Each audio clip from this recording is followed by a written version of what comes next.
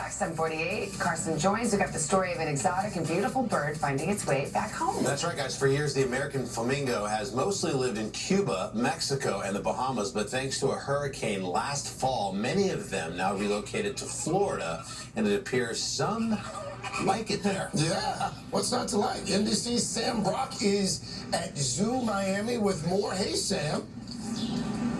Guys, Craig, good morning. Yeah, of course, why would there not be optimism that they would want to stay here? Look, this all comes after these flamingos were traveling from Cuba to Mexico about a year ago when they were swept up in these winds generated from Hurricane Idalia and yanked into Florida. But guys, some of them got blown so far, of course, a few popped up in places like Wisconsin and Ohio before they returned south to where they can ultimately survive.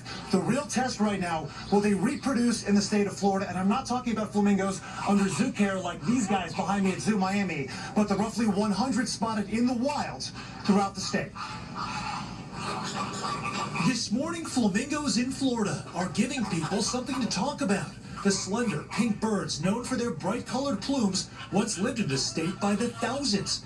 Now they could be flocking back to their old stomping grounds. Florida is ideal. It is not too cold in the winter. It is temperate by and large. It has large remaining wetlands. According to an Audubon Florida survey, at least 100 flamingos have been spotted in the Sunshine State, with the largest batch in the Florida Bay between Everglades National Park and the Keys. Their reemergence, courtesy of Hurricane Idalia, redirecting them last fall. We have about 30.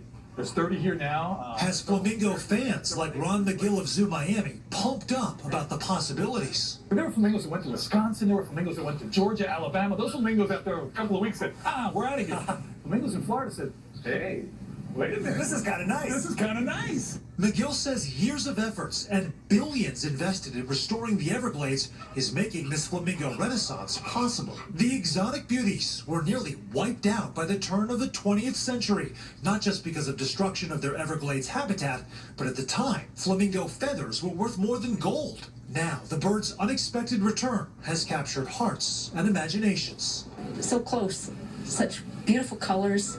Really nice to see. The accidental tourist, stunning residents in Wisconsin last fall, who saw pink pop up on Lake Michigan. I had tears in my eyes. Restoring Florida's flamingo flock back to historic levels is one of Zoo Miami's goals. Gosh, if they stay here through the winter now coming up, that'd be a huge thing. Flamingos are already Florida's lottery mascot. Now there's even a push to have the pink icon unseat the mockingbird as the state bird. Come on, it's a flamingo! And a mockingbird, a flamingo! Mockingbird, come on. It's a travesty. It's a travesty. We got to get this done. It is not unusual, guys, for occasionally there to be a flamingo. There's always that one bird that gets separated from the flock and ending up in some pretty wild places. A few days ago, there was a spotting of a flamingo on Long Island, where the East Hampton Marine Patrol was following up specifically on that spotting. But I am told that they have this sort of internal mechanism where even if their GPS is not working, ultimately they will find their way back south. And in case you were wondering, a flock of flamingos, what is it called? A flamboyance. They're here. They're ready to roll.